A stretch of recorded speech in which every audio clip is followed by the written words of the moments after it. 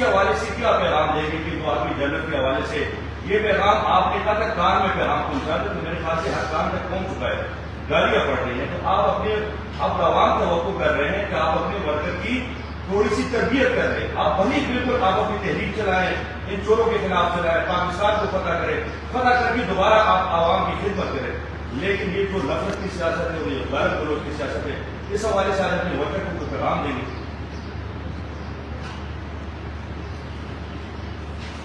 میں اس کا بڑا سخت جواب دے سکتا ہوں، لیکن میں وہ نہیں دوں گا۔ میں صرف آپ کو ایک بات بتانا چاہتا ہوں کہ کوئی فتح نہیں کرتا۔ آپ الیکشنز کو جب آپ اناؤنس کرتے ہیں کہ ہم ملک میں الیکشنز کروانا چاہتے ہیں تو آپ فتح نہیں کرنا چاہتے، آپ جو لوگ چاہتے ہیں ان کی رائے پہ آپ آنا چاہتے ہیں، جس کو مرضی پبلک کر دیں۔ ہمارا صرف مسئلہ یہ ہے کہ ہم ایک کسی سازش کے تحت جو اتنا واضح سازش ہوئی ہے پاکستان کے اوپر، جس کے اوپر ہم نے سپریم کورٹ کے چیف جسٹس کو بھی پاکستان کے پریزیڈنٹ نے وہ مراسلہ بھیجا ہوا ہے جس پہ سازش واضح ہے۔ ہم صرف یہ کہہ رہے ہیں کہ ہم کسی امپورٹڈ باہر سے کسی حکومت کو اوپر نہیں دیکھنا چاہتے، کیونکہ ایک آزاد ملک ہے۔ لوگ ہمارے بڑوں نے آزادی کی پوری تحریک میں شامل ہو کے آزاد کیا تھا۔ جو بھی قوم جس کو ووٹ دینا چاہتی ہے بسم اللہ، ہم تو صرف یہ نہیں چاہتے کہ کوئی ہمارے اوپر امپوز کیا جائے۔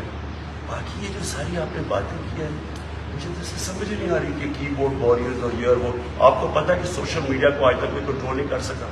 آپ کو اندازہ ہے، آپ ٹرینڈ چلائیں سوشل میڈیا پہ، آپ کوئی ٹرینڈ چلاتے ہیں وہ اگر لوگ اس کو فالو نہیں کرتے وہ کل ختم ہو جاتی ہے۔ ٹرینڈ چلتی ہے، یہ سوشل میڈیا ایک وہ چیز ہوئی ہے جس نے عوام کو ڈیموکریٹائز کر دیا ہے۔ سارے عوام کے پاس آواز آ گئی ہے، جس کے پاس فون ہے اس کے پاس آواز ہے، وہ اپنی آواز سامنے رکھ دیتا ہے، تو اس کو تو کوئی کنٹرول نہیں کر سکتا۔ یہ غلط فہمی جی آپ نفرتیں پھیلا رہے ہیں۔ نفرتیں میں پھیلانا چاہتا جو کل حالات تھے وہاں نفرتیں آپ نے تب دیکھ لی تھی کیسے پھیل رہی ہیں جو آگے کل انتشار ہونا تھا۔